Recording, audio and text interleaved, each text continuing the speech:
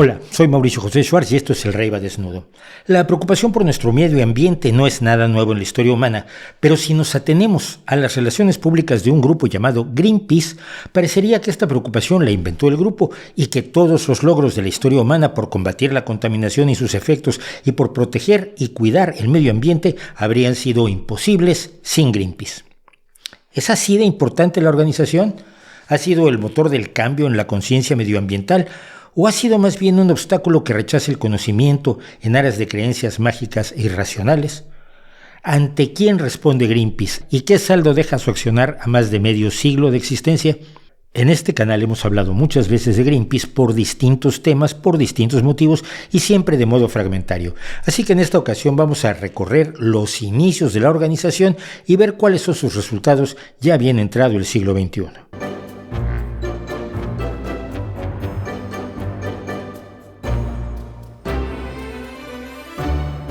En plena Edad Media, numerosos sabios de la Edad de Oro de la cultura islámica se ocuparon de la contaminación y el manejo de los desechos producidos por los seres humanos.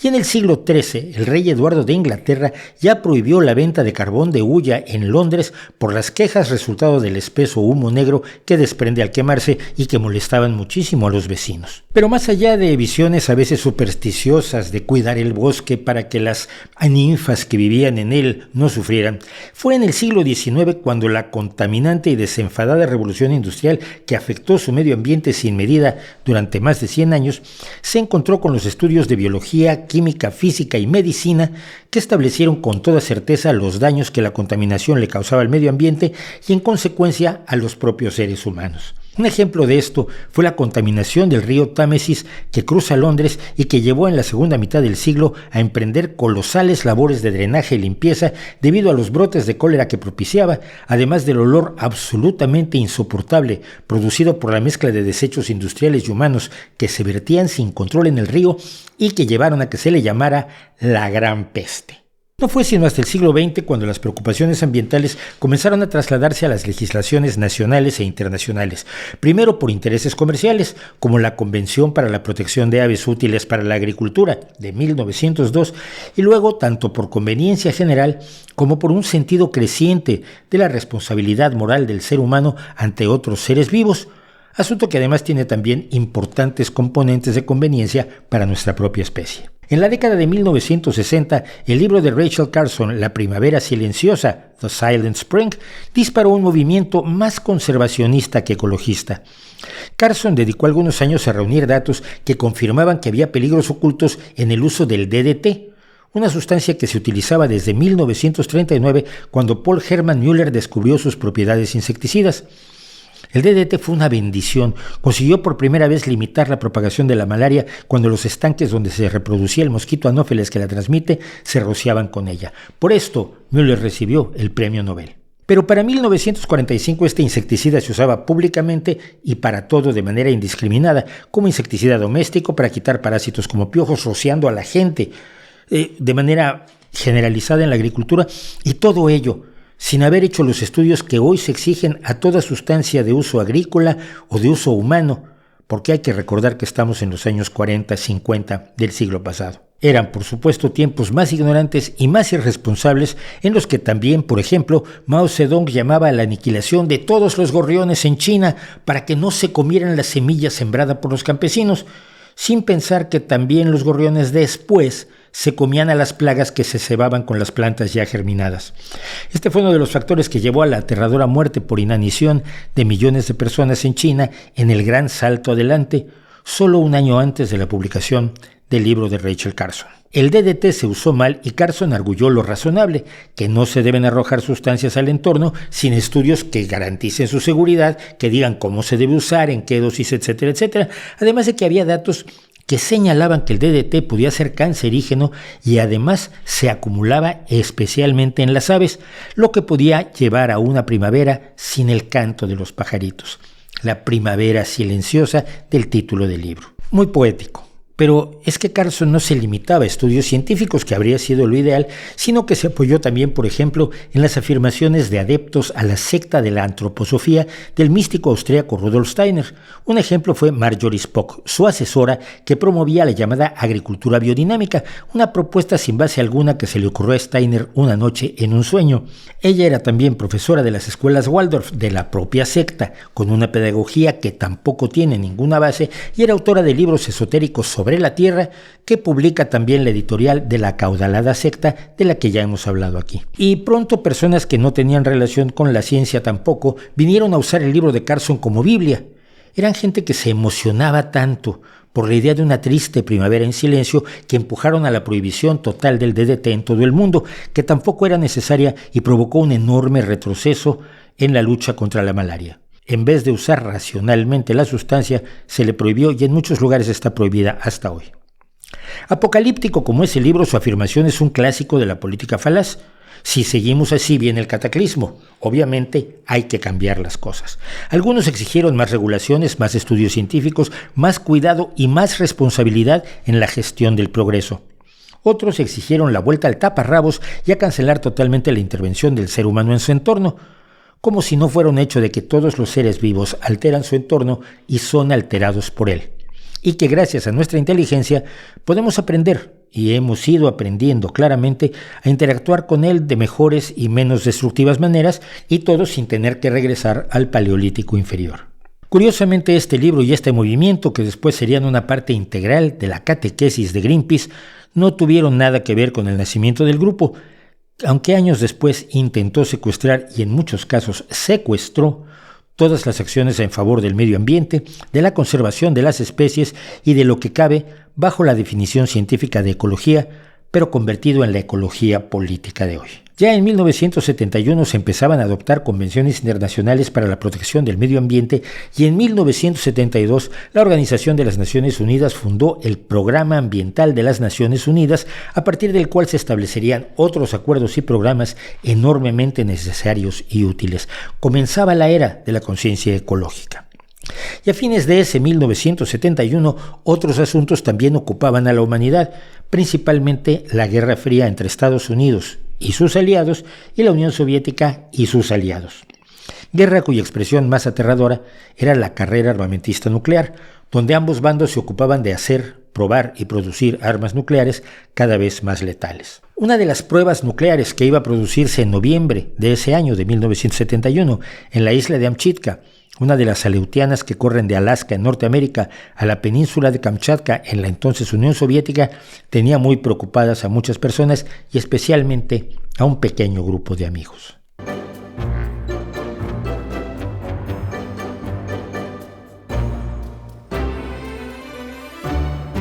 En 1964 se había producido en Alaska un intenso terremoto, el mayor registrado hasta hoy en América del Norte y el segundo más potente detectado desde el comienzo de la sismología, dejando un saldo de 131 muertes.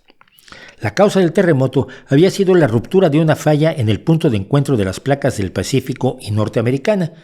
El terremoto había producido además una serie de tsunamis que se llegaron a percibir incluso en Perú, Japón o Nueva Zelanda y por supuesto en la costa oriental americana. Dado que Estados Unidos tenía planes para hacer pruebas nucleares cerca de Alaska, la preocupación creció de que una de esas pruebas provocara otro terremoto aterrador.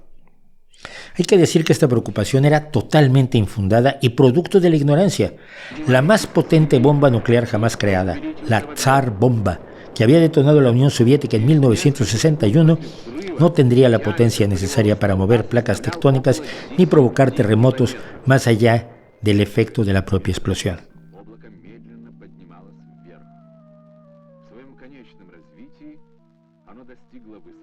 Pero la ciencia no es para quienes se mueven por el miedo, y ya desde 1969 había protestas en Estados Unidos y Canadá advirtiendo no tanto que la carrera armamentista era un riesgo para la vida humana o que la radiactividad era peligrosa, todo lo cual anotaban a un lado, sino que sobre todo las pruebas nucleares podrían causar un tsunami que inundara la costa del Pacífico de Norteamérica. Cuando se realizó en 1969 una prueba en Amchitka, un grupo de personas de la autonombrada Sociedad para el Control de la Contaminación y Ambiental formó el Comité No Hagan una Ola para evitar el tsunami, sobre todo porque se anunciaba otra prueba nuclear para 1971. El comité No Hagan una Ola lo encabezaban Irving Stowe, economista, y su esposa Dorothy, ambos de religión cuáquera, y ya veremos por qué esto es importante. Jim Bowen, ingeniero, y su esposa Mary, también cuáqueros. Paul Cott, estudiante de Derecho y experto en vela, Ben Metcalfe y su esposa Dorothy, ambos periodistas, y su primer presidente, Robert Hunter, que también era periodista. Se menciona también a otras personas involucradas en el comité, sobre todo a Patrick Moore, que llegaría a ser presidente de Greenpeace Canadá, pero que por ser disidente es borrado de los anales de la organización, pese a que era el único de todo ese grupo con alguna formación científica. Como fuere, reunieron fondos para comprarse 2 barcos, un pesquero llamado Phyllis Cormack, que rebautizaron para su misión, buscando detener la prueba de Amchitka, como Greenpeace. Y Greenpeace partió de Vancouver el 15 de septiembre de 1971 para ir al lugar donde iba a ser la prueba y protestar dando testimonio de sus convicciones, que es precisamente una técnica de los cuáqueros. Mientras el barco viajaba de Vancouver a Amchitka, por cierto, un pequeño grupo de unos 8 o 9 jóvenes mexicanos con pancartas que decían cosas tan bonitas como "la guerra es mala para las flores y otros seres vivos y no a las armas nucleares", se apostaba fuera de la Embajada de los Estados Unidos en la Ciudad de México para protestar por la anunciada prueba nuclear. Y lo comento porque yo era uno de ellos. Era mi primera manifestación, precisamente el día que nacía Greenpeace. Toda nuestra manifestación cupo en un solo furgón de la policía.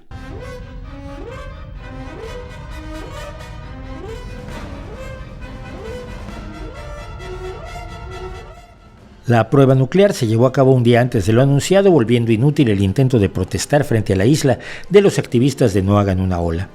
La prueba, por cierto, no hizo ninguna ola, y ese no era el problema de las pruebas nucleares, pero los integrantes del comité decidieron proceder a actuar más en serio contra lo que consideraban los errores ecológicos de la humanidad, prestando testimonio. Protestando, no ofreciendo soluciones, no investigando científicamente cómo cambiar o mejorar las cosas, no cabildeando, no negociando, no ganando elecciones, no nada que no fuera protestar. Estar presentes, desplegar pancartas y de cuando en cuando pasarse de rosca en su celo fervorosamente religioso.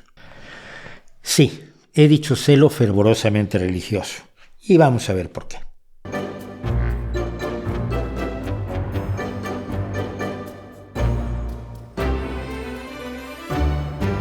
Las siguientes acciones del naciente grupo se dirigieron a las pruebas nucleares francesas que se venían realizando en el atolón de Mururoa, en la Polinesia francesa, donde Francia no hacía pruebas subterráneas, sino atmosféricas, es decir, detonaba armas nucleares al aire libre.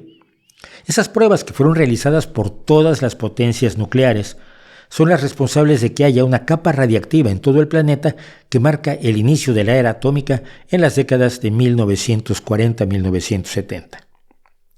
Con un nuevo barco donado por otro activista y empresario, David McTaggart, algunos miembros de Greenpeace, con el apoyo de campañas para el desarme nuclear, fueron en 1972 a Mururoa a protestar por una nueva prueba. La Armada francesa detuvo el barco y le dio una paliza a McTaggart, paliza que fue filmada y difundida por todo el mundo con una vergüenza tal para el gobierno francés que decidió suspender durante al menos un tiempo las pruebas de sus armas nucleares. Greenpeace era el héroe de medio mundo, o de más de medio mundo, yo incluido, de los pacifistas, de los hippies, de los antiimperialistas, de todos los que temíamos con muy buenas razones que un enfrentamiento cualquiera, incluso un error, diera como resultado un holocausto nuclear de consecuencias imprevisibles.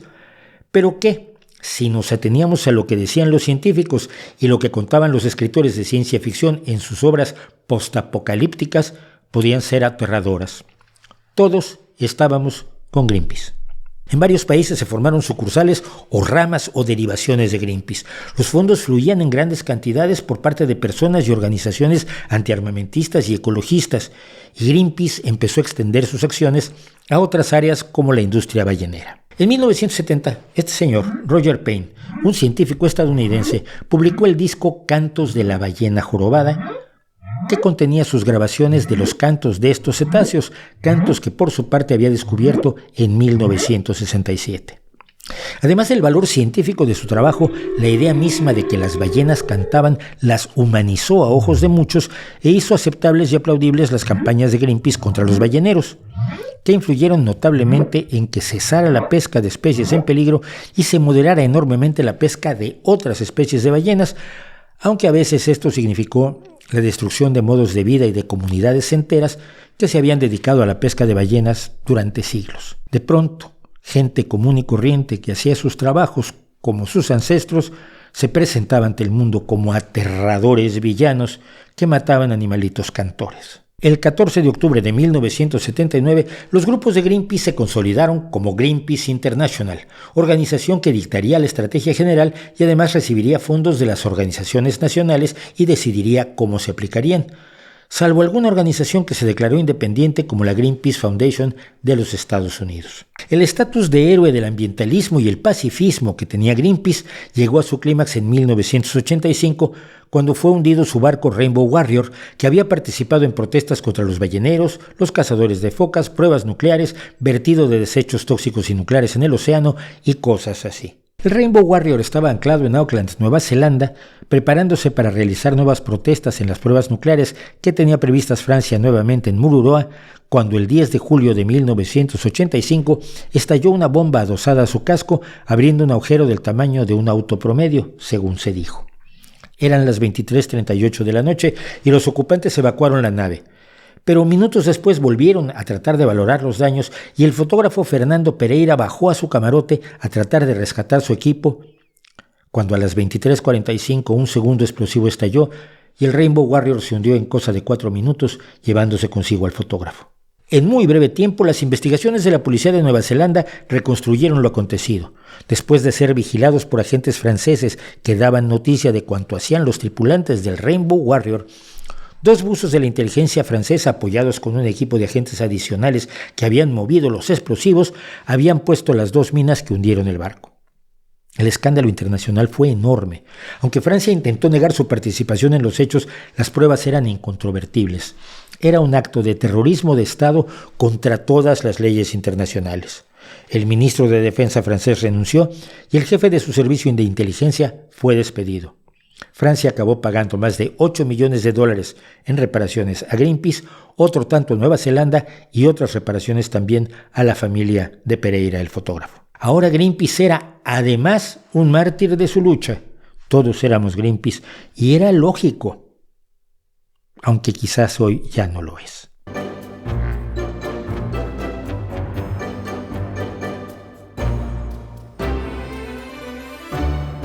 Greenpeace ya había mostrado alguna confusión al oponerse a la energía nuclear, confundiendo sus peligros con los peligros de las armas nucleares, lo que revelaba o una grave desinformación o una disposición voluntaria a ocultar los conocimientos científicos en aras de una creencia. Porque no es lo mismo oponerse a bombardear ciudades con TNT o con ciclonita que oponerse al uso de esos 2 explosivos en la minería, la construcción de carreteras, la demolición de edificios ruinosos o incluso para hacer efectos especiales en el cine. Claro que arrojar desechos nucleares al mar, por ejemplo, es una barbaridad, pero cuando Greenpeace lo denuncia hoy mismo, parece olvidar que se dejó de hacer en 1993 y que en muchos casos anteriores se había hecho correctamente, los residuos están vigilados y no han causado ningún problema. Pero en 1986 ocurrió el desastre de la central nuclear de Chernóbil. На Чернобыльской атомной электростанции произошла авария. Поврежден один из атомных реакторов. Принимаются меры по ликвидации последствий аварии. Пострадавшим оказывается помощь. Создана правительственная комиссия. Un mal diseño unido a un error humano hizo que el núcleo del reactor número 4 de la planta soviética de Chernóbil, en la actual Ucrania, se fundiera en el peor desastre nuclear de la historia. Chernóbil ha sido uno de los grandes argumentos de Greenpeace contra la energía nuclear, inflando las cifras de muertos y de cánceres producidos por la radiación que escapó antes de que se cubriera el reactor con su actual camisa de hormigón, el ataúd, donde la Agencia Internacional de la Energía Atómica enumera alrededor de 60 muertes directas por exposición a la radiación entre el personal y la planta, y entre 4.000 y 16.000 posibles muertes indirectas en las décadas siguientes, según diversos grupos científicos. Greenpeace cita la cifra de más de 100.000 muertes en su propaganda, sin importarle que sean los únicos que creen que hubo 100.000 muertes. Y aún así, en su obsesión por el peligro nuclear, Greenpeace olvida que desastres en otras plantas de generación eléctrica han sido mucho peores. Como ejemplo, la presa de Banqiao en China colapsó en 1975, dejando, según estimaciones, hasta 240.000 muertos. Y la presa se reconstruyó sin que Greenpeace protestara por los riesgos de las presas, ni entonces ni hoy, cuando la presa de Kajovka fue volada causando un desastre ambiental en Ucrania incluso peor que el de Chernóbil y afectando a 8.600 kilómetros cuadrados contra la zona de exclusión de Chernóbil de 2.634 kilómetros cuadrados. La campaña antinuclear de Greenpeace ha sido sin duda efectiva, junto con otros grupos del ecologismo político, silenciando durante años todos los conocimientos y visiones de científicos y especialistas que apenas hoy se empiezan a hacer oír ante la necesidad de tener una fuente de energía que se pueda activar y desactivar fácilmente, como en las centrales que queman combustibles fósiles, precisamente a fin de dejar de quemar carbón, gasóleo y gas lo más pronto posible para detener el avance del cambio climático. De modo singular, la campaña antinuclear de Greenpeace incluye los proyectos de fusión nuclear como el ITER europeo, del que la organización ha afirmado que produciría tantos residuos radiactivos como la fisión nuclear, cosa que los físicos refutan al tiempo que recuerdan que el fantasma de los residuos es una fantasía de Greenpeace. Hasta el día de hoy, todos los residuos se han manejado con toda profesionalidad y ninguno ha causado nunca ningún daño ni ambiental ni humano. Menciono de paso el otro desastre nuclear de toda la historia, en el reactor 2 de la central de Fukushima debido a un tsunami en 2011. La suma total de muertos por ese desastre es de un trabajador que lamentablemente cayó de un andamio. La energía nuclear no se ha dejado de usar en Japón, como no se dejan de usar las hidroeléctricas en China ni en la India, donde todavía en julio de 2022 se rompió la presa de Rishiganga, dejando 61 muertes confirmadas y a 145 personas desaparecidas. Todas las formas de generación de electricidad, todas las acciones humanas, por supuesto, tienen riesgos. El riesgo cero no existe. Pero Greenpeace ha optado por destacar solo los riesgos de la energía nuclear, mismos que únicamente podemos valorar efectivamente si conocemos también los de otras energías, en particular las que siguen contaminando el aire del planeta y matando a 4 millones de personas cada año según la Organización Mundial de la Salud. Y es que de nuevo, Greenpeace se basa en creencias y no en datos, en hechos, en información, en estudios científicos. Eso no lo necesitas cuando tienes la verdad.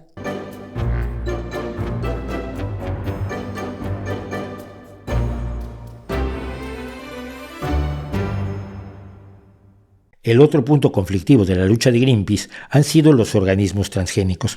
Por alguna causa no aclarada nunca, a Greenpeace le parece peor que se añada un gen de manera dirigida y precisa a una planta o a una bacteria para que, por ejemplo, produzca mayor cantidad de una provitamina o produzca insulina para los diabéticos o resista mejor a las plagas o a la sequía que otros métodos que se utilizan para la mejora de especies como la hibridación o la mutagénesis, en la que se expone a semillas a radiaciones, sustancias químicas o enzimas que provocan mutaciones, esperando que alguna sea beneficiosa, en una industria que ha producido alrededor de 3.200 plantas mutagénicas que ni siquiera tienen la obligación de etiquetarse como tales. Pero eso a Greenpeace le da igual. Ya hemos contado aquí la historia de los transgénicos y detallado la lucha de Greenpeace en contra de un cultivo en concreto, el arroz dorado, que ha bloqueado durante 23 años impidiendo que llegue a quienes más lo necesitan. Los niños del Asia Oriental que pierden la vista y mueren por falta de vitamina A al son de 500.000 al año. Solo contaremos algo que usted puede constatar fácilmente yendo a la ciencia.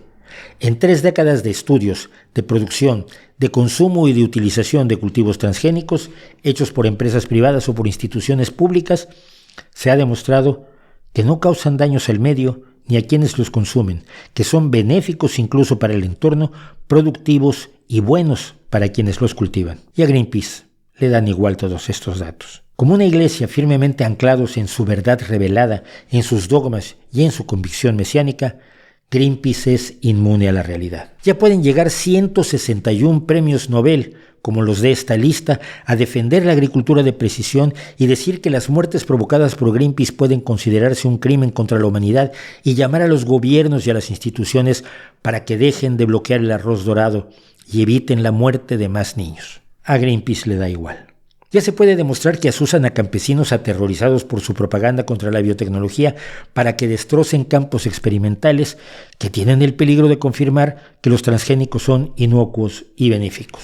Pero a Greenpeace le da igual. Ya puede un catedrático en biología molecular como J.M. Mulet demostrar que Greenpeace ha llegado a vender semillas para financiarse en un gesto de hipocresía absolutamente colosal. A Greenpeace le da igual. Ya puede la presunta agricultura ecológica que Greenpeace blande como opción a la biotecnología provocar un desastre sin precedentes en la economía y el campo de Sri Lanka porque un presidente ingenuo hizo caso de grupos como Greenpeace, que a Greenpeace le da igual. Ya puede Greenpeace despreciar el legado arqueológico peruano para plantar en 2014 sus letreros en las históricas líneas de Nazca, concretamente en su maravilloso colibrí, y ser condenado por los tribunales. A Greenpeace le da igual. Aquí, en este canal, que no ve nadie, ciertamente hemos hablado muchas veces de Greenpeace, de sus contradicciones, sus problemas, su neoprimitivismo, su odio a la tecnología, que muchas veces se traduce en misantropía, odio al ser humano, e incluso de su extraño negocio de hace poco tiempo, comprando gas ruso para venderlo como si fuera biogás en Alemania. A Greenpeace le da igual. Mucho se ha hablado también de la estructura jerárquica de Greenpeace, de su opacidad, de su autoritarismo, donde los miembros están para obedecer pero tienen poca voz en las decisiones que se toman en la central de Ámsterdam, donde se manejan activos por 360 millones de euros a nivel mundial y un presupuesto anual superior a los 200 millones de euros, mayor que el de una veintena de países enteros.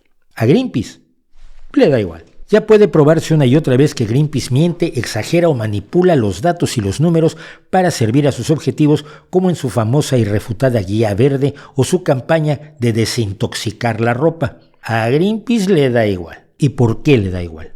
Toda religión afirma que habla en nombre de un poder superior que por alguna causa no puede comunicarse con la gente.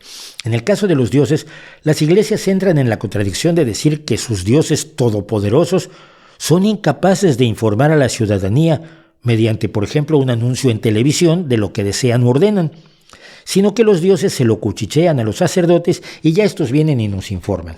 Asunto muy sospechoso, pues no hay forma de saber si, en caso de que tal dios existiera, eso es lo que nos quiere decir. Simplemente hay que creerles. Las religiones políticas se sustentan también en hablar en nombre de otros que ellos sí podrían hablar por sí mismos, pero mejor no los dejan. ¿Qué es lo que hacen las dictaduras que hablan en nombre del pueblo, de la raza, de la patria o de la historia? Y hay que creerles. Greenpeace y otras variantes de su religión hablan en nombre de la tierra, en nombre de la naturaleza, en nombre de Gea, en nombre de Gaia. Y como la tierra, Gea, Gaia, la naturaleza no pueden ni avalar lo que dice Greenpeace si estuvieran de acuerdo con ellos, o de protestar si sintieran que están ante un grupo de fanáticos con más dinero que cesera, a Greenpeace tenemos que creerle. Tenemos que creerle a su mensaje que por supuesto no está a discusión, nada está a discusión en las iglesias. Sus creencias, dirigidas por un grupo elitista que da las órdenes y que no le responde a nadie, lejos de cualquier concepto de democracia y con una burocracia donde los directores de Greenpeace en cada país ganan alrededor de 100.000 euros al año, que ya es sueldo, norman su relación de confrontación con el resto del mundo. Pregúntese usted si conoce a esta persona. Esta persona es Norma Torres. Al publicar este video es la directora ejecutiva interina de Greenpeace International. Tiene un enorme poder sobre usted, sobre la economía de su país, sobre sus percepciones y sobre muchas personas que creen en la religión de Greenpeace o creen que deben creerle a Greenpeace porque deben ser los buenos de esta película. Pero no sabemos ni siquiera dónde estudió, qué cualidades tiene, qué ideas la mueven, cómo se le eligió y cómo se le puede despedir en su caso. Pero no sabemos dónde estudió, qué cualidades tiene, cómo se le eligió y cómo se le puede despedir en su caso. Es genuinamente un poder en la sombra. Y entre los directores de Greenpeace, si vemos lo que publican en sus propias páginas web, tenemos a todo tipo de activistas provenientes de las más diversas disciplinas, salvo de las ciencias biológicas, físicas y químicas. Porque ese no es el tema de Greenpeace. Aunque hablen de ecología, no pueden estar más lejos de la ecología, que es una rama de la biología, una disciplina científica. Por eso, de todo su presupuesto para luchar contra el cambio climático, se dedican en total 0 euros con 0 céntimos a la investigación científica sobre contaminación, sobre nuevas energías, sobre eficiencia energética, sobre condiciones meteorológicas y sistemas sostenibles. Es la misma cantidad que se dedica a la investigación en biología, en química o en medicina. 0 euros con 0 céntimos. Hoy, como en 1971, Greenpeace no hace más que prestar testimonio, protestar y esperar que otros solucionen los problemas que destaca, reales o imaginarios.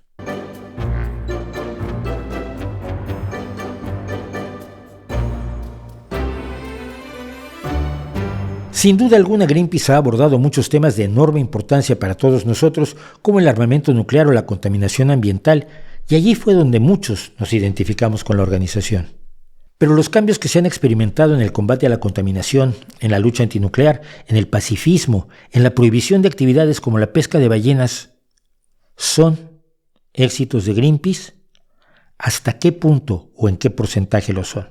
La organización dirá que, por supuesto, el 100% del éxito se debe a ellos, que han concienciado al resto de la pobre humanidad tonta e ignorante.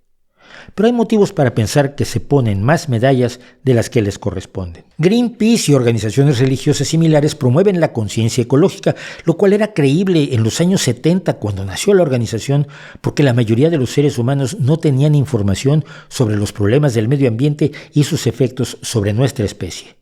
Yo mismo me enteré del problema ecológico porque tuve profesores de biología que ya estaban atentos a esto antes de que naciera Greenpeace en 1971.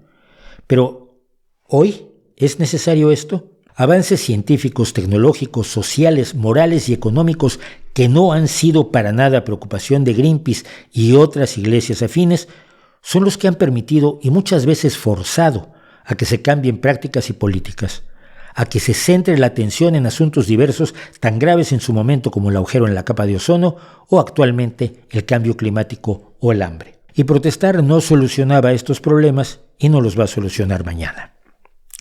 Cada vez más, las acciones de Greenpeace son como rituales, una especie de misa de 12, donde los creyentes se ponen ropajes rituales, llevan símbolos de sus creencias, hacen un servicio religioso de reafirmación de su verdad, se proclaman pecadores, pero sobre todo proclaman pecadores a todos los demás, si usted también. Dan su óvulo para que la iglesia siga adelante y se van a casa a ver el fútbol.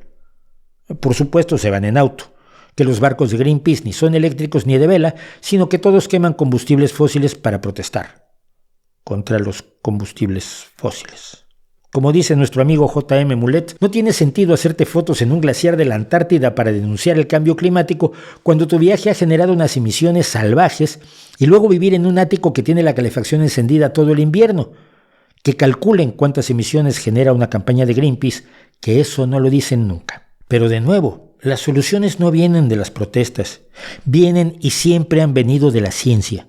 Cuando los políticos, los industriales, los ricos, los líderes sociales atienden al mejor conocimiento científico que tenemos en el momento, toman mejores decisiones.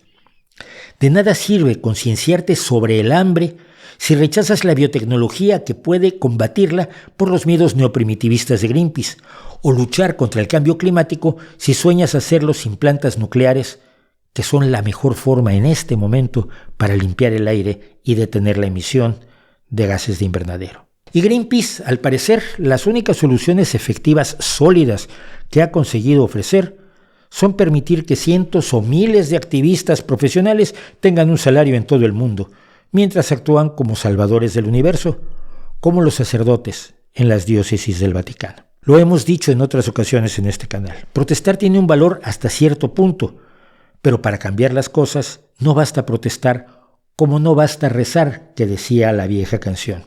No basta exigir, hay que hacer, hay que actuar y hay que enfrentarse directamente a los problemas y no solamente sollozar por ellos mientras dirige uno un imperio de una enorme potencia económica cuyos logros reales, efectivos y demostrables no son tantos como a ellos les gustaría que usted creyera. Y por cierto, si alguien cree que decir esto es una herejía, están dándonos la razón. Lo que tenemos aquí es una religión. ¿No cree usted?